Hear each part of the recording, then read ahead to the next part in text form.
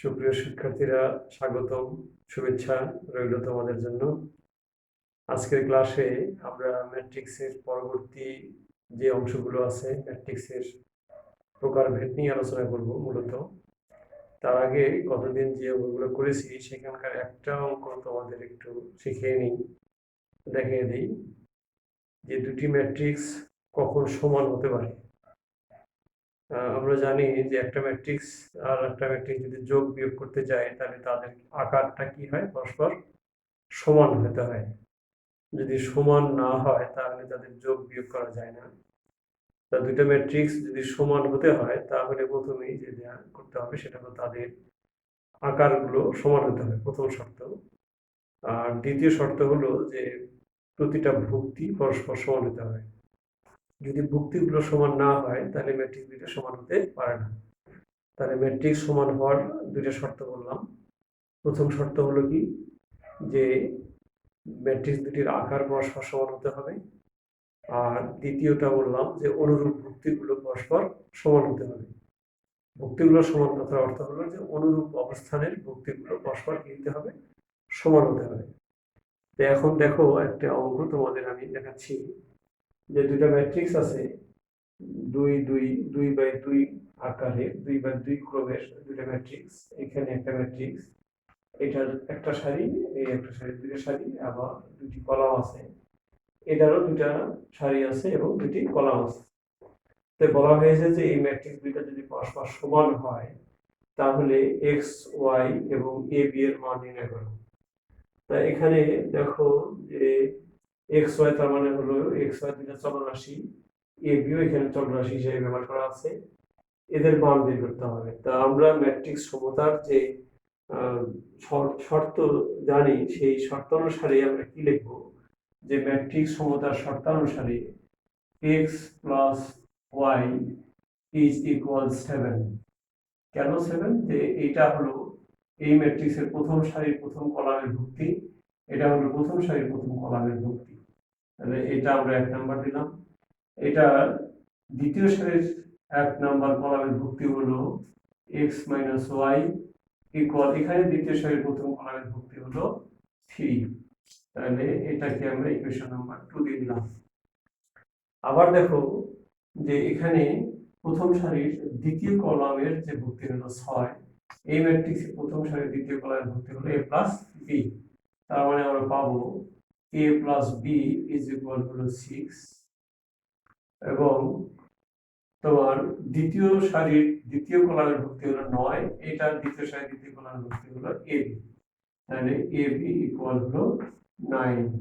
তাহলে এই দুইটা, এই যে চারটা সমীকরণ পেলাম, এই চারটা সমীকরণ যদি আমরা সমাধান করি, এই চারটা সমীকরণের মধ্যে প্রথম দুটি হলো x এবং y এর সমীকরণ, দ্বিতীয় দুটি হলো a এবং b এর সমীকরণ। আমরা জানি যে দুইটা অজানা রাশি থাকলে তাহলে তাদের মান বের করতে হলে দুইটা সমীকরণ লাগে। তা আমাদের এইখান থেকে এইখানে দেখো দুইটি অজানা রাশি x এবং y, দুইটা সমীকরণ আছে, এদের যোগ বিয়োগ করে x y বের করা যাবে। এদের এখান থেকে আবার আমরা যোগ বিয়োগ করি বা প্রতিস্থাপনা করে ইত্যাদি যাই করি না কেন, সেখান থেকে এ এর মান পাওয়া যাবে। এখন আমরা মানটা তোমাদেরকে বের করে দেখাচ্ছি। দেখো তাহলে আমরা কি করলাম, যে x plus y সমান 7 লিখলাম, x minus y সমান 3 লিখলাম, a plus b সমান 6 এবং a b সমান 9 লিখলাম। এখন আমরা কি করছি, যে এই দুটো সমীকরণ যদি আমরা যোগ করে দেই, এই দুটো যদি যোগ করে দেই, 1 আর 2, 1 আর 2 যোগ করলে এটা কেটে যায়, তাই কত 2x, 2x ইকুয়াল 7 আর 3 ইকুয়াল 10 হয়, তার মানে x ইকুয়াল 5 হয়। আর যদি 1 থেকে 2 বিয়োগ করে দেই, 1 থেকে 2 বিয়োগ করেছি, এই দুটো বিয়োগ করে এই দুটো কেটে যায়, তাহলে 2y থাকে, 2y ইকুয়াল হয় 4, তাহলে y ইকুয়াল হলো 2। এখন আবার এখানে দেখো আমরা সরাসরি যোগ বিয়োগ করে মান বের করতে পারি না, তো এখানে প্রতিস্থাপন করব আমরা। যদি 3 নাম্বার থেকে আমরা এখানে b এর মানটা বের করেছি, দেখো 3 নম্বরতে b ইকুয়াল 6 মাইনাস a লেখা যায়। তাহলে এই b এর মানটা যদি এখন কোথায় 4 এর মধ্যে সমীকরণ 4 এ বসায় দেই, তাহলে কি হবে a ইনটু 4 নং এ a into 6 minus a equal 9। তাহলে 6a minus a square equal 9। এটা যদি আমরা কি করি, পক্ষান্তর করি তাহলে পাওয়া যায় a square minus 6a plus 9 equal 0, তার মানে a minus 3 whole square equal 0, that is a equal 3। এখন a এর মানটা যদি আমরা এখানে বসিয়ে দিই, লিখেছি 5 নং এ এর মান বসিয়ে যে a ইকুয়াল 3 হলে b ইকুয়াল 6 মাইনাস 3 ইকুয়াল 3, তার মানে তুমি পেয়ে গেছো x সমান 5, y সমান 2, a সমান 3 এবং b সমান 3। আমরা এবার টাইপ অফ ম্যাট্রিক্সের যে প্রকারগুলো আছে আকৃতিগত দিক থেকে সেইগুলো নিয়ে আলোচনা করব। প্রথমে আকৃতিগত দিক থেকে ভালো করে খেয়াল করো, বলছি যে আকৃতি মানে আকারগত দিক থেকে ম্যাট্রিক্সের যে প্রকারভেদগুলো আছে সেগুলো আমরা আলোচনা করব।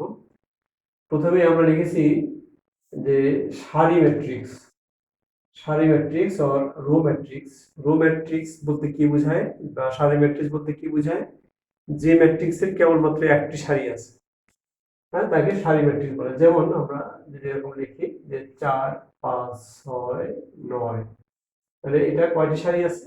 একটি সারি আছে। কলাম কিন্তু আছে কয়টি? 4টি। তাহলে এটা একটা সারি ম্যাট্রিক্স।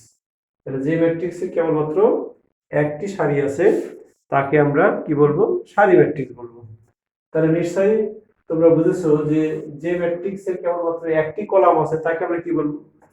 তাকে আমরা কলাম ম্যাট্রিক্স বলবো। তাকে আমরা কলাম ম্যাট্রিক্স বলবো। যে ম্যাট্রিক্সের কেবলমাত্র একটি কলাম আছে 5 7 9 8, তাহলে এটা একটি কলাম ম্যাট্রিক্স হলো। এই ম্যাট্রিক্সের সারি আছে কিন্তু 1 2 3 4টি, কিন্তু কলাম হলো একটি, তাহলে এটা হলো কলাম ম্যাট্রিক্স। এখন তুমি একটা জিনিস দেখো, আরেকটা জিনিস লিখেছি এখানে, উলম্ব ম্যাট্রিক্স বা ভার্টিক্যাল ম্যাট্রিক্স, আর পরেরটা লিখছি আনুভূমিক ম্যাট্রিক্স বা হরাইজন্টাল ম্যাট্রিক্স। উলম্ব ম্যাট্রিক্স হলো যে ম্যাট্রিক্সের তোমার যে ম্যাট্রিক্সের সারির সংখ্যা বেশি, কলাম সংখ্যা কম। ধরো যে 3 4 5 6 0 1, তাহলে কয়টা সারি আছে? কয়টা সারি? 3টা। 1 2 3, 3টা সারি আছে। কলাম আছে কয়টা? 2টা। তাহলে এটাকে আমরা কি ম্যাট্রিক্স বলবো? উলম্ব ম্যাট্রিক্স, ভার্টিক্যাল ম্যাট্রিক্স। মানে এই ভূমির সাথে দাঁড়ানো আছে, এদিকে লম্বাটা এদিকে, ভূমির সাথে লম্বালম্বি ভাবে আছে, তাহলে এটাকে আমরা বলবো উলম্ব ম্যাট্রিক্স। তাহলে বুঝেছো নিশ্চয় যে আনুভূমিক ম্যাট্রিক্স হতে গেলে কি করতে হবে? যে এদিকে বেশি থাকবে। তার মানে সেই ক্ষেত্রে কি হবে? কলাম সংখ্যা বেশি হয়ে যাবে। 7 1 5 4 3 0। তাহলে এই ক্ষেত্রে আমাদের কলাম হলো কয়টি? 4টি, কিন্তু সারি আছে কয়টা? 2টা। তাই এটাকে আমরা বলবো কি? হরাইজন্টাল ম্যাট্রিক্স বা আনুভূমিক ম্যাট্রিক্স। মনে থাকবে কথাগুলো? এখন আমরা আসি বর্গ ম্যাট্রিক্স বা স্কয়ার ম্যাট্রিক্স। তুমি খেয়াল করো, আমরা জানি যে বর্গের কি হয়? দৈর্ঘ্য এবং প্রস্থ পরস্পর সমান হয়। ম্যাট্রিক্সের ক্ষেত্রেও বিষয়টা হলো এমন, যে ম্যাট্রিক্সের সারি এবং কলাম সংখ্যা পরস্পর সমান তাকে বলা হয় স্কয়ার ম্যাট্রিক্স। যে ম্যাট্রিক্সের সারি এবং কলাম সংখ্যা পরস্পর সমান 8 3 5, তাহলে এটা একটা কি হবে? এটা একটি স্কয়ার ম্যাট্রিক্স বা বর্গ ম্যাট্রিক্স। তাহলে এই কেন? যে এটা সারি আছে 3টি এবং কলামও আছে কয়টি? 3টি। সারিও 3টি, কলামও 3টি, এজন্য এটাকে বলা হবে কি? স্কয়ার ম্যাট্রিক্স বা বর্গ ম্যাট্রিক্স। এখন এর পরের যে কথা সেটা হলো কি? পরের যে প্রকারটা লিখেছি আমি, ত্রিভুজ ম্যাট্রিক্স বা ত্রিভুজাকার ম্যাট্রিক্স। এখন তুমি খেয়াল করো যে আমরা তো জানি ম্যাট্রিক্সের সারি থাকবে এবং কলাম থাকবে। সারির সংখ্যা আর কলাম সংখ্যা সমান নাও হতে পারে, কিন্তু এই ধরো যে একটা সারিতে যতগুলো ভুক্তি থাকবে পরের সারিতে ততগুলো ভুক্তি থাকবে, তাই নাকি? এমনটা কিন্তু হতে পারে না যে এখানে আছে 3টা ভুক্তি, এখানে এই ভুক্তিটা নাই, এই 2টা ভুক্তি। হ্যাঁ, এমনটা হতে পারে না। এগুলো কেন কথা বলছি?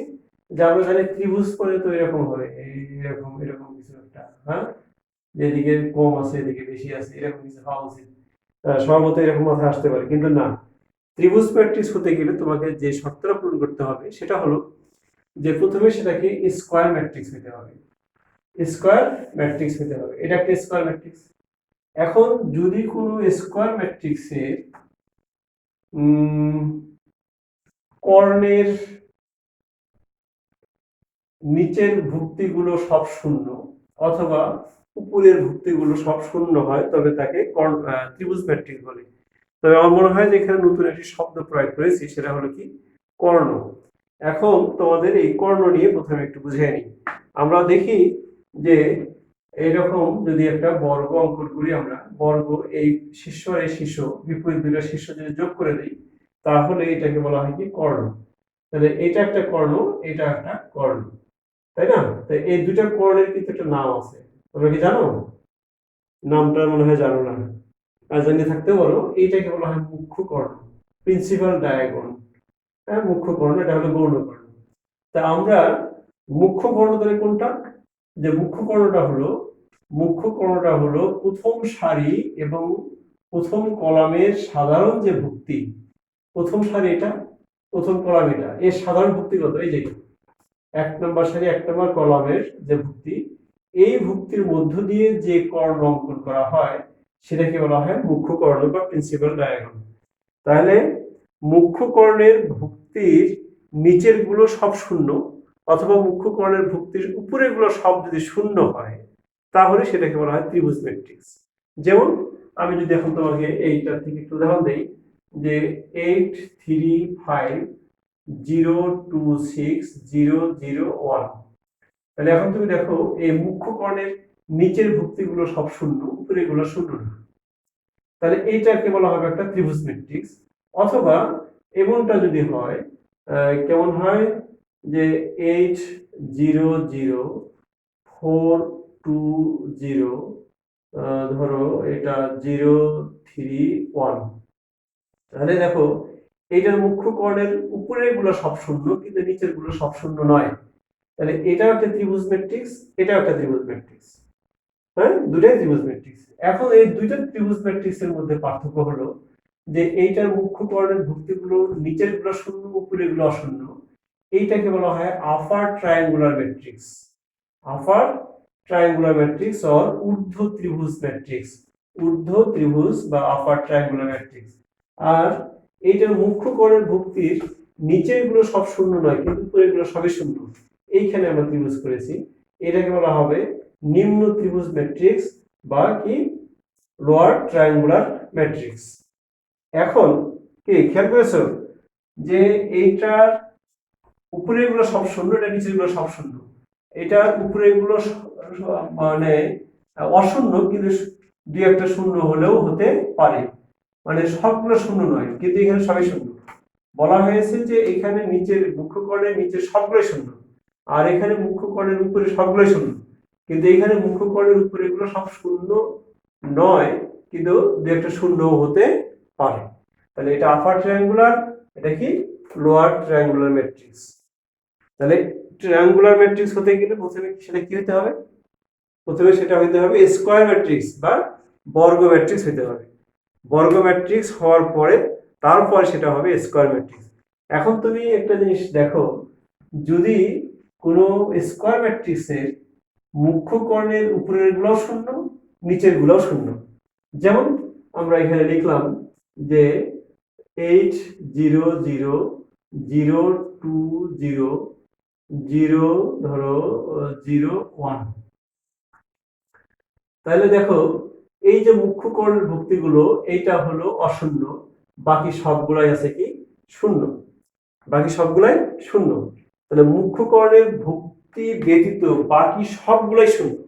এখন মুখ্য কর্ণগুলো শূন্য হতেও পারে, নাও হতে পারে। যদি এমনটা হয় তখন সেটাকে বলা হয় কর্ণ ম্যাট্রিক্স, মানে কর্ণ বরাবর ভুক্তি ব্যতীত বাকি সবগুলাই শূন্য, বাকি সবগুলাই শূন্য। তারপর কর্ণের ভুক্তিগুলো শূন্য হতেও পারে, নাও হতে পারে। এইটা তাহলে এটা কিসের ম্যাট্রিক্স? কর্ণ ম্যাট্রিক্স বা ডায়াগোনাল ম্যাট্রিক্স, কর্ণ ম্যাট্রিক্স বা ডায়াগোনাল ম্যাট্রিক্স। আমি যে সিকোয়েন্সে তোমাদেরকে পড়াচ্ছি তোমরা মনে রাখার চেষ্টা করো এইভাবে। আমরা আস্তে আস্তে আরেকটু এখান থেকে অন্য আরেকটা জিনিসে যাব। তাহলে আমরা কোথায় আসলাম বলো দেখি? স্কয়ার ম্যাট্রিক্স থেকে আমরা আসলাম ত্রিভুজ ম্যাট্রিক্স, ত্রিভুজ ম্যাট্রিক্স থেকে আসলাম হলো আপার ট্রায়াঙ্গুলার ম্যাট্রিক্স, আপার ট্রায়াঙ্গুলার থেকে আসলাম লোয়ার ট্রায়াঙ্গুলার ম্যাট্রিক্স, তারপর আসলাম কি কর্ণ ম্যাট্রিক্স। এখন আমি আরো কিছু ম্যাট্রিক্সের প্রকারভেদ নিয়ে আলোচনা করব। এবার দেখো আমি যেটা লিখেছি সেটা হলো স্কেলার ম্যাট্রিক্স।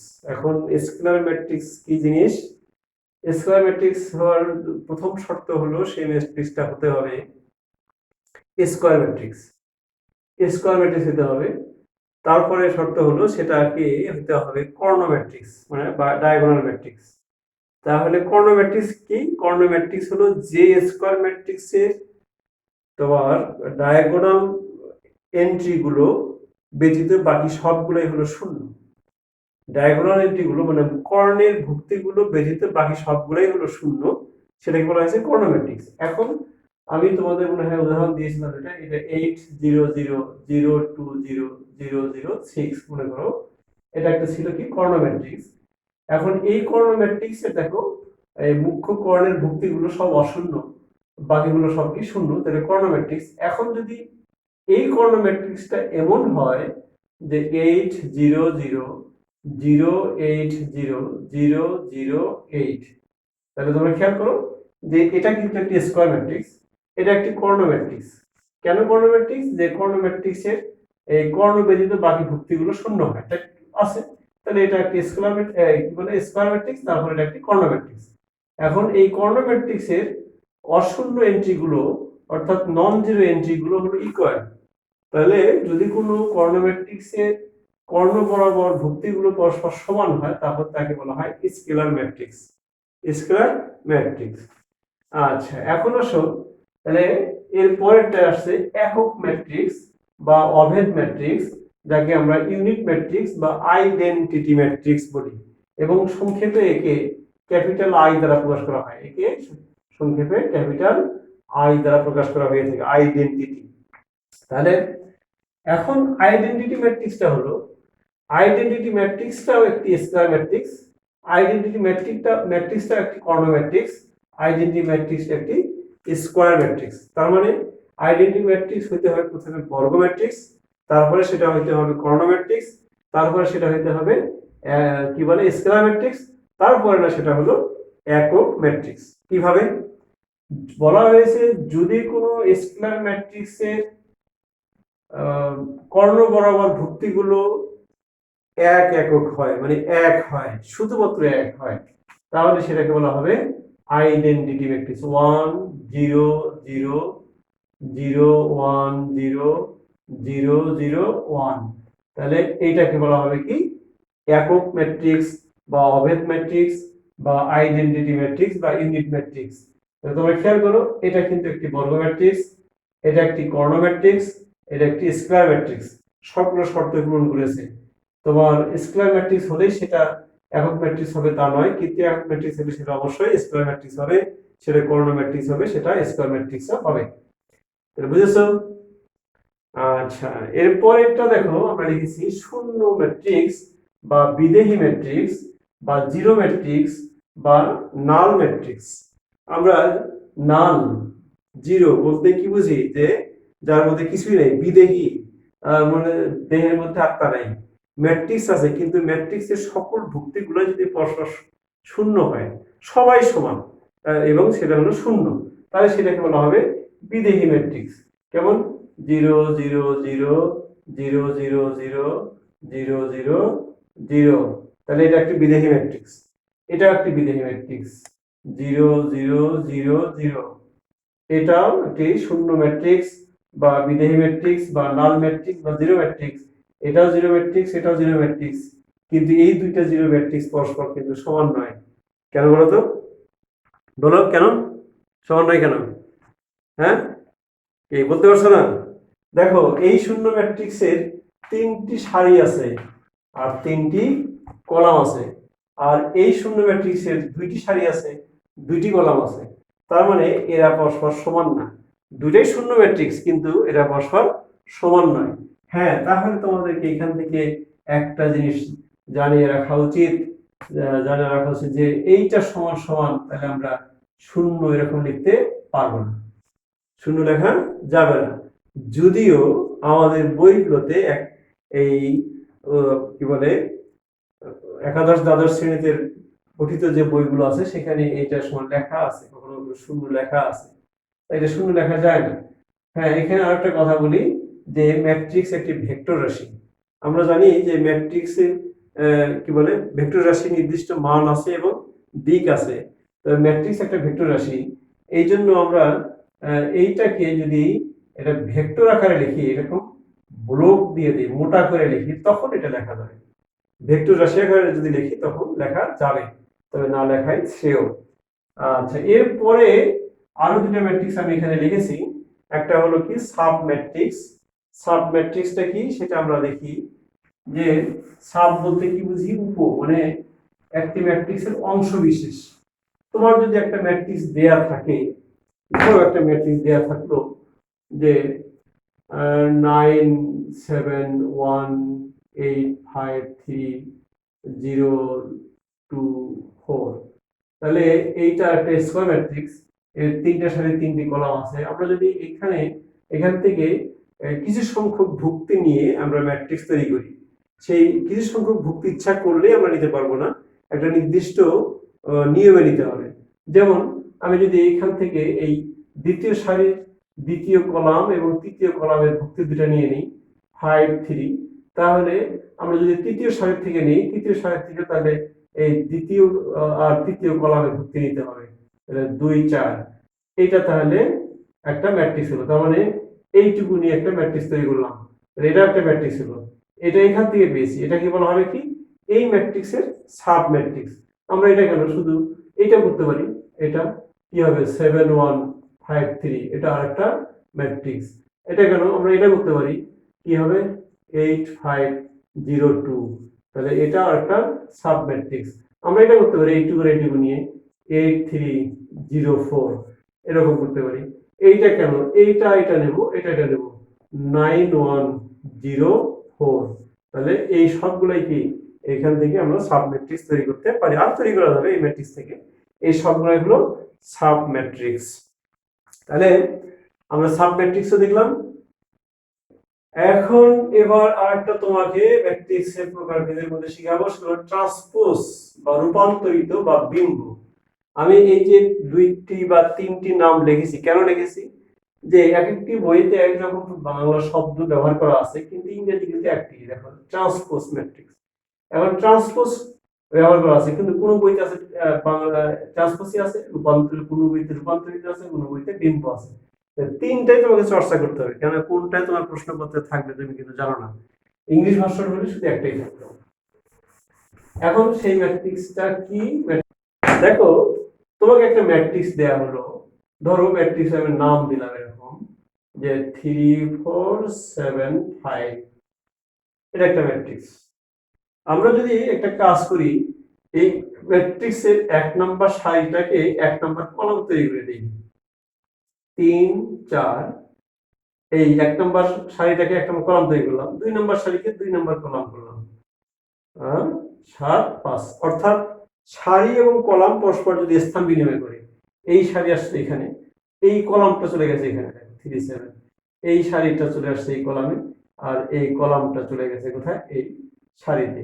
কই এই কলামটা এই সারিতে চলে গেছে। 1 নাম্বার সারি 1 নাম্বার কলামে, 2 নাম্বার সারি 2 নাম্বার কলামে, তারপরে 1 নাম্বার কলাম 1 নাম্বার সারিতে, 2 নাম্বার কলাম 2 নাম্বার সারিতে। যদি হয় তাহলে এইটাকে বলা হবে এই ম্যাট্রিক্সের ট্রান্সপোজ ম্যাট্রিক্স। তার মানে কোন ম্যাট্রিক্সের সারিকে কলাম এবং কলামকে সারিতে রূপান্তরিত করলে যে ম্যাট্রিক্স পাওয়া যায় তাকে প্রথম ম্যাট্রিক্সের ট্রান্সপোজ ম্যাট্রিক্স বলা হয়। একে এইভাবে প্রকাশ করা হয়, এইটাকে এ, এটা ড্যাশ একটা টান দিয়ে প্রকাশ করা হয়, অথবা এ টি দ্বারা প্রকাশ করা হয়, অথবা এ ক্যাপিটাল টি দ্বারা প্রকাশ করা হয়ে থাকে। তাহলে এ ট্রান্সপোজ হলো এইটার কি করব, সারিকে কলাম, কলামকে সারি করব। তুমি একটা আরেকটু বেশি লিখতে পারো যে এ ট্রান্সপোজ, তুমি এখানে লিখতে পারো 3 4 7 5, এখানে ট্রান্সপোজ চিহ্ন দিতে পারো, তারপরে তুমি এটা লিখতে পারো। ক্লিয়ার? আমার মনে হয় যে তোমরা এই পর্যন্ত বুঝেছো। প্রকারভেদ নিয়ে আলোচনা করলাম। আমরা দেখি এবার কিছু সমস্যার সমাধান করা যায় কিনা। এবার দেখো একটি সমস্যা লিখেছি আমি, ই একটি ম্যাট্রিক্স যেটা 3x3 আকারের, বি আর একটা ম্যাট্রিক্স যেটাও 3x3 আকারের। তাহলে আমরা এই দুইটা ম্যাট্রিক্স যেহেতু একই আকারের এবং তারা বর্গ ম্যাট্রিক্স, তাহলে এ বি এবং বি এ দুটোই নির্ণয় করা যাবে। তোমাকে প্রমাণ করতে বলা হয়েছে যে এটা বিটা হলে দেখাও যে এ বি সমান বি এ সমান আই থ্রি বলতে আমরা তোমাদেরকে একটু আগে দেখাই দিলাম আই বলতে কি বোঝায়, আইডেন্টিটি ম্যাট্রিক্স বলে। আইডেন্টিটি ম্যাট্রিক্স তার মানে একক ম্যাট্রিক্স। রেজাল্টটা সহজ করে দিয়েছে যে এই দুটো গুণ করলে একটি একক ম্যাট্রিক্স পাওয়া যাবে। এই একক ম্যাট্রিক্সটা কি হবে, কেমন একক ম্যাট্রিক্স হবে, এখানে দেওয়া আছে দেখো থ্রি বলতে যে একক ম্যাট্রিক্সের 3টি সারির 3টি কলাম আছে তাকে বলা হবে একক, তাকে বলা হবে আই3 একক ম্যাট্রিক্স 3x3 আকারের। যদি 2টি সারি 2টি কলাম থাকে তাহলে সেটাকে বলা হবে আই2। যদি 4টি সারি 4টি কলাম থাকে সেই ক্ষেত্রে সেটাকে প্রকাশ করা হবে আই4 দ্বারা। তুমি শুধুমাত্র আই লিখলেও কিন্তু তোমার হবে, কিন্তু আমরা যদি স্পেসিফিক করে দেই, একটা নির্দিষ্ট করে দেই যে আই3, তাহলে তোমাকে বলেই দেওয়া হলো যে 3টা সারি 3টি কলাম বের হবে। এখন দেখো আমি এই গুণনটা এখানে করেছি যে এ বি লিখলাম, ওই এ ম্যাট্রিক্স আর বি ম্যাট্রিক্স পাশাপাশি লিখলাম। এখন প্রথমে তুমি করবা কি, সেটা হলো প্রথম ম্যাট্রিক্সের প্রথম সারি দ্বারা প্রত্যেকটা কলামকে গুণ করবা। আমি গত লেকচারে গুণন করা শিখিয়েছি, আজকে শুধুমাত্র এই আই3 এর জন্য এই অঙ্কটা করে দিচ্ছি। এইটার সাথে দেখো এইটা দিয়ে একে গুণ করব, তাহলে 3 এর সাথে 1 গুণ করলে 3 হয়, -4 এর সাথে 2 গুণ করলে -8 হয়, 2 এর সাথে 3 গুণ করলে 6 হয়। অনুরূপভাবে এটা দিয়ে এখন একে গুণ করব আমরা। প্রথম সারি দ্বারা প্রথম কলামকে গুণ করে এখানে লিখলাম, এবার দ্বিতীয় কলামকে গুণ করব, দ্বিতীয় কলামে লিখব 3 2 6, 4 5 20, 7 2 14। এবার কি করব, প্রথম সারি দ্বারা তৃতীয় কলামকেও গুণ করব, 3 2 6, 4 4 16 আর 5 2 10। তাহলে এবার আমরা প্রথম সারির কথা ভুলে যাব, এবার কি করব, দ্বিতীয় সারি নিয়ে কাজ করব। দ্বিতীয় সারি দিয়ে অনুরূপভাবে প্রথম কলামকেও গুণ করব, দ্বিতীয় কলামকেও গুণ করব, তৃতীয় কলামকেও গুণ করব। শুরু করে দাও। দ্বিতীয় সারি দ্বারা প্রথম কলামকে গুণ করি, -2 × 1 তার মানে হলো -2, 1 × 2 মানে হলো 2, 0 × 3 হলো 0। তারপরে দ্বিতীয় কলামকে গুণ করো, -2 × 2 হলো -4, 1 × 5 হলো 5, 0 × 7 হলো 0। এবার তৃতীয় কলামকে গুণ করো এটা দ্বারা, -2 আর -2 গুণ করলে 4, 1 × -4 মানে -4, 0 × -5 মানে 0। আচ্ছা, তুমি এখানে -0 লিখতে পারতে, +0 দিয়েছি। এবার তুমি এই কলামের কথা, সারির কথা ভুলে যাও। এবার কি করবা, তৃতীয় সারি নিয়ে কাজ করবা। তৃতীয় সারি দ্বারা যথারীতি প্রথম কলাম, দ্বিতীয় কলাম, তৃতীয় কলামকে গুণ করো।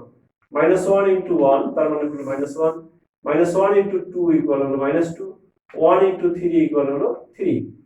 এবার দ্বিতীয় কলামকে গুণ করো, -1 × 2 -2, -1 × 5 -5, 1 × 7 হলো 7। তারপর তৃতীয় কলামকে গুণ করো, -1 × -3 2, -1 আর -4 গুণ করলে 4, 1 × -5 -5। তুমি এগুলো এখন যোগ বিয়োগ করে দেখো, এটা হয়ে যাবে 1, এটা 1, এটা 1, এটা 1, আর বাকি সবগুলো 0 হয়ে যাচ্ছে। তার মানে এটা একটি আইডেন্টিটি ম্যাট্রিক্স যার 3টি সারি 3টি কলাম আছে। তাহলে এটাকে আমরা লিখতে পারবো আই3। তাহলে এ বি সমান কি পেয়েছি, আই3। এখন তোমরা নিজেরা বি এ ইকুয়াল বের করবা, দেখা যাবে যে বি এটাও কি হয়ে গেছে। অনুরূপভাবে তুমি বি এ এইটা করবে, করে পাওয়া যাবে কি আই3। তার মানে তুমি কি লিখবে, যে এ বি সমান বি এ সমান আই3 প্রমাণিত।